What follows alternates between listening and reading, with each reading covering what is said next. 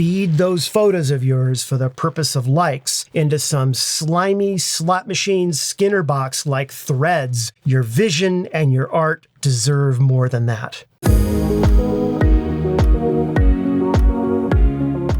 Hi everyone, welcome to Pal to Tech. I want you to know that tomorrow is going to be the first day of the best year for you and your photography. Tomorrow morning, when we all wake up, we all still have the same light. We have the same camera, the same lenses, the same gear, even the same hands holding on to the same gear. Not to mention the same eye looking through the camera lens, composing the scene and taking the shot. Getting better at your photography does not come from New Year's resolutions. It strengthens from discipline, curiosity, experimentation, hard work, and having some fun along the way. 365 days from now, next year, when you see part 2 of this video, you are going to be so glad that you used your time, your attention, your creative energy, all of that more intentionally and more effectively than ever before. And so here are 5 suggestions that I have for you for 2026. Number 1, I want you in the next month or so to go on 1 or 2 photo shoots. Use only one lens, for example, this 35mm, no other gear. And what I want you to do is I want you to spell your first name, okay? I want you to look for shapes in the environment that form each letter. And you cannot arrange anything in your scene. You must photograph exactly what you see without touching anything, okay? As you change angles and change exposure and alter the light, you're gonna start noticing patterns and scenes that have nothing to do with spelling your name. Bonus points if you use the longer version of your name. In other words, Michael and not Mike. As you're out there, this exercise is really gonna be good at helping to improve your framing and your ability to create internal compositions within your camera scene and start thinking that way. For number 2, I want you to pick a photographer whose work you really admire, someone with a very strong and recognizable style. And then I want you to shoot somewhere that photographer would never go. For example, suppose you chose Ansel Adams, okay, because you admire Ansel Adams's work, the style, the technique. I don't want you going to Yosemite, okay? Instead,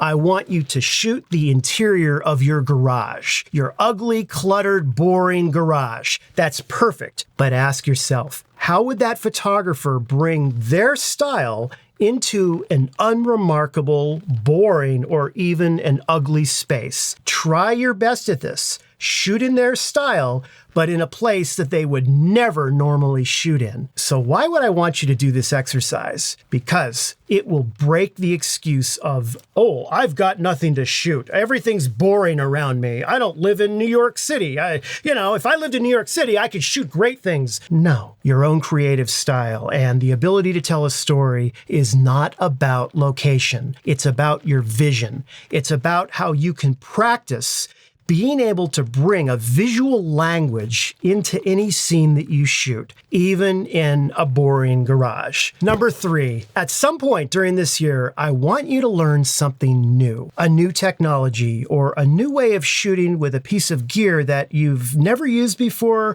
perhaps are not familiar with. For example, suppose it's a Cinebloom filter, or maybe even time-lapse, tilt-shift lens, or even drone photography. To be clear, this is not your Uncle Pal to Tech saying, go out and buy more gear. The point is, even if you just spend a little bit of time learning about it and understanding how something works in photography, something you're unfamiliar with, that could be enough to actually unlock new and creative ideas. Number 4, and this one matters. I want you to go on a photo shoot by yourself. And you can bring whatever gear you want. You can go wherever you want. But you must make yourself one promise. No one, and I mean no one, will ever see the photos from that shoot.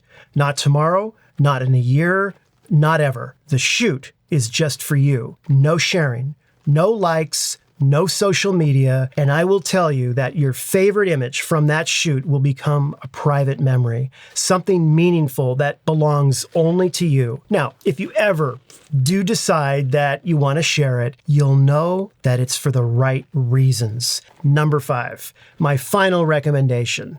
Spend less time on social media. I know, you hear this a lot lately. In fact, I can make a whole series of videos on the real, scientifically proven damage done by engineers at companies like Google who intentionally build systems to addict you, to steal your attention, and to destroy your creative focus. I'm not saying quit in full forever, but for some of these services, I think we can finally just let them go already. The whole process, actually, if you think about it, of posting, liking, sharing, notifications, all that BS, it just feels so passé now as we're getting into 2026. In fact, I want you to try something. For 1 week, do not bring your phone into the bathroom at all, okay? Not once.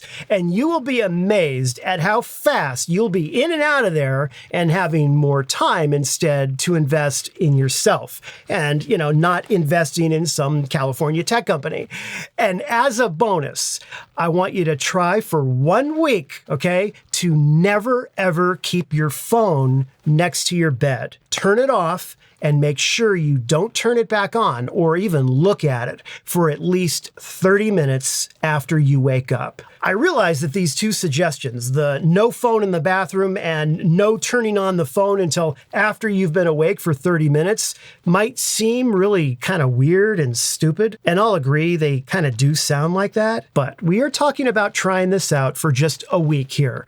And if you can't do that, try it out for just a weekend. Just try it, because I believe with 100% certainty that spending less time in this endless scroll of other people's priorities and other people's content will absolutely make you happier and more creative. I would bet my entire channel on this alone. I want 2026 to be the year that you focus on you. How you see the world is very different than from how everyone else sees the world. And that is your power, and that is your untapped potential as an artist.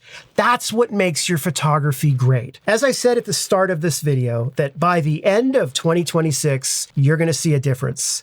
And others are going to see it too. Your photos are going to resonate more deeply than ever before. And when you watch part 2 of tonight's video a year from now, you are going to realize that your photography didn't just change the way maybe you compose a scene. It didn't change in how you use the gear or what types of lenses you used or your shooting style. It changed and got better in how you see yourself, your time, and what truly matters. And for that, you and I, we're going to celebrate together. Happy New Year.